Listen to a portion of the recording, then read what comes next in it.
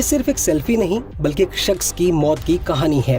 और वो शख्स कोई आम आदमी नहीं बल्कि एक खूंखार नक्सली था जिसने छत्तीसगढ़ और उड़ीसा के जंगलों में खौफ बना रखा था। आलम यह था कि पुलिस तक को उसका सुराग नहीं मिल पाता था, लेकिन एक गलती उसकी जिंदगी पर भारी पड़ गई और पुलिस को न सिर्फ पहली बार उसका हुलिया पता चला बल्कि उस तक पहुंचने में मदद भी मिली। और वो थी ये सेल्फी जिसमें वो अपनी पत्नी के साथ मुस्कुराता दिख रहा है। दरअसल चलपति अपने मूवमेंट को लेकर हमेशा सावधान रहता था और दशकों तक सरकार के लिए एक पहेली बना रहा, लेकिन पत्नी के साथ एक सेल्फी उसके लिए मुसीबत बन गई और यही सेल्फी उसकी जिंदगी पर भारी पड़ गई। इसी से पहली बार सरकार को चलपति का हुलिया पता चला। पत्नी के साथ वाली चलपति की सेल्फी जब सुरक्षा बलों के हाथ लगी तो उसके खिलाफ सर्च अभियान में बड़ी मददगार साबित हुई। रिपोर्ट्स की माने तो चलपति के नाम से मशहूर रामचंद्र रेड्डी आंध्र प्रदेश के चित्तूर जिले का रहने वाला था। पुलिस रिकॉर्ड में उसके कई नाम हैं, जिनमें प्रताप रेड्डी, रामचंद्र रेड्डी, अप्पा राव, चलपति, जयराम और रामू शामिल हैं। पुलिस का कहना है कि चलपति 10वीं तक पढ़ा है। रिपोर्ट से बताया गया कि चलपति मुख्य रूप से छत्तीसगढ़ और उड़ीसा में एक्टिव था।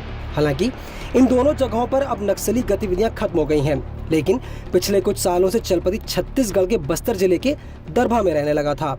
उसके घुटनों में समस्या आ गई थी, जिसकी वजह से वो ज्यादा चल फिर नहीं पाता था। उसकी उम्र करीब 60 साल थी।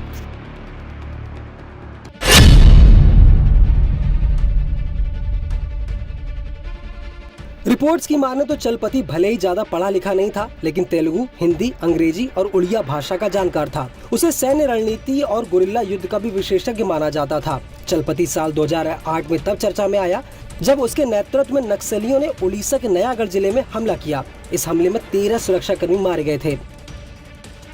नक्सल विरोधी अभियान में शामिल अधिकारी बताते हैं कि नक्सली नेता रामकृष्ण, जो कि अब मर चुका है, वो इस हमले का मास्टरमाइंड था। ये अटैक 15 फरवरी 2008 को हुआ था। चलपति वह व्यक्ति था जिसने इस पूरी घटना को अंजाम दिया था।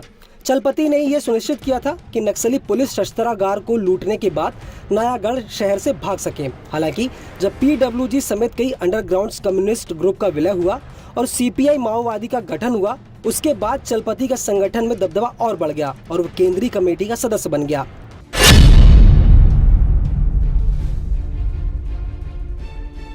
रिपोर्ट्स की माने तो चलपति का जीवन जंगलों में ही बीता था।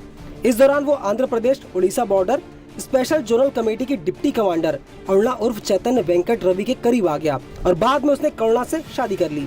दशकों तक चलपति सुरक्षा एजेंसियों के लिए एक रहस्य बना रहा, लेकिन अरुणा के साथ एक सेल्फी उसकी वायरल हुई और सुरक्षा बलों को उसकी पहचान करने में मदद मिल गई।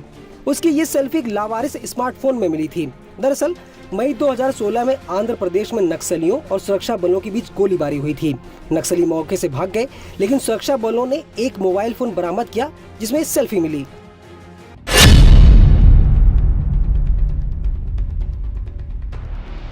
अब बड़ा सवाल ये है कि आखिर कैसे मारा गया चलपति। दरअसल छत्तीसगढ़ और उड़ीसा के जंगलों में छिपे नक्सलियों के खिलाफ सुरक्षा बलों ने सोमवार देर रात ऑपरेशन चलाया।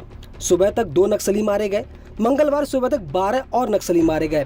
एनकाउंटर में कुल 14 नक्सली ढेर हो गए, जिनमें से चलपति भी शामिल था।